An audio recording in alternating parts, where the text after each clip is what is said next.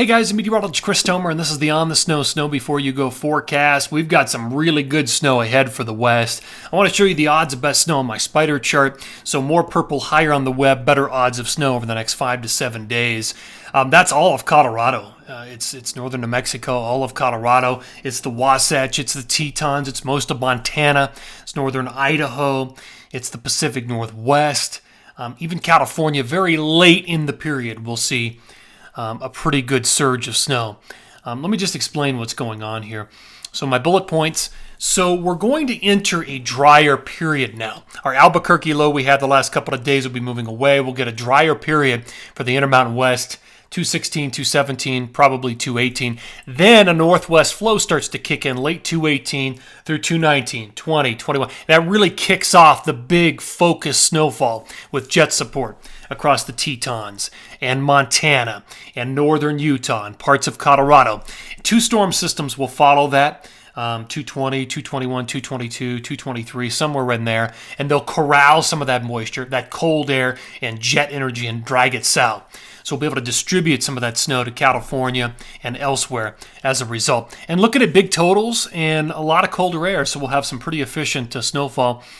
Let me show you what this radar satellite looks like. First of all, this is the water vapor satellite. So oranges and reds look at the drier air. That's showing your drier air aloft. So let me mark the features.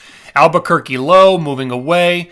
Then here comes the next big storm system that will help to refocus the jet stream and give us that northwest flow orientation that will distribute some very heavy snowfall.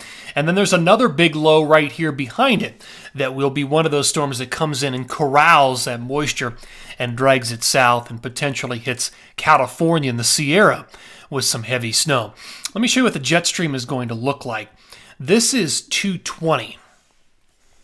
So at this point, you can see it. Northwest flow-oriented, powerful jet stream. There's a north and south branch of the jet involved here. So we've got good organization, good wind energy, and you can see the trough sliding through Utah, Wyoming, Colorado. So we're getting a northwest flow plus a low, plus maybe a second low that will also come in on its heels and delivers a lot of these goods, these heavy pockets of snow to the Intermountain West.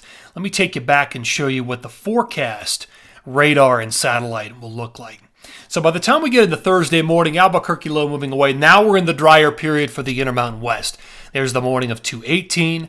Now by the night of 218, there's your northwest flow starting to establish into the morning of 219, and then it really juices up into 219, 220. Here comes a storm system, probably 220, 221, 222, and 23, that brings a lot of that cold air down and some of that heavy focused precip through the Tetons, the Wasatch, and the central and northern mountains of Colorado. All right, let me take you back and we'll take a look at the numbers.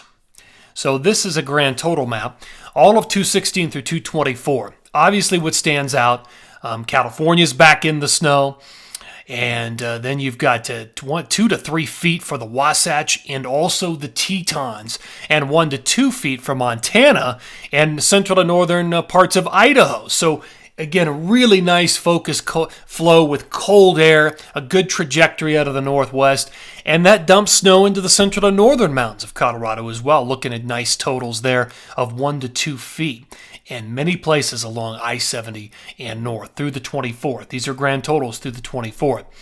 Pacific Northwest does well. Washington State, Oregon State, looking at 3 feet, maybe 4 feet in some cases. So this is going to be quite a stretch. All right, let me show you a specialty map. Zooming into Colorado, the central and northern mountains. Again, 216 through 224, 1 to 2 feet, maybe more over Buffalo Pass, but 1 to 2 feet will do it. This will be a very good stretch. Primarily what we're seeing here, as far as I can see the timing is, most of this snow comes 219, 220, 221, 223, 222, 223. And that's actually the same for the Tetons. That 34 inches, that's 219, 220, 221, 222, and 223. So that's going to be the prime period, and probably the same for the Wasatch as well. All right, let's look at the Northeast. I've actually got some pretty decent totals. I may have to trim some of these down, but I think some of these might hold in northern Vermont, northern New Hampshire, and northern Maine. I think that's where some of the best snow will be late in the period, like 222 and 223. All right, guys, that's going to do it for this On the Snow Before You Go forecast update. Always appreciate you tuning in here. We've got some great snow ahead. Enjoy it.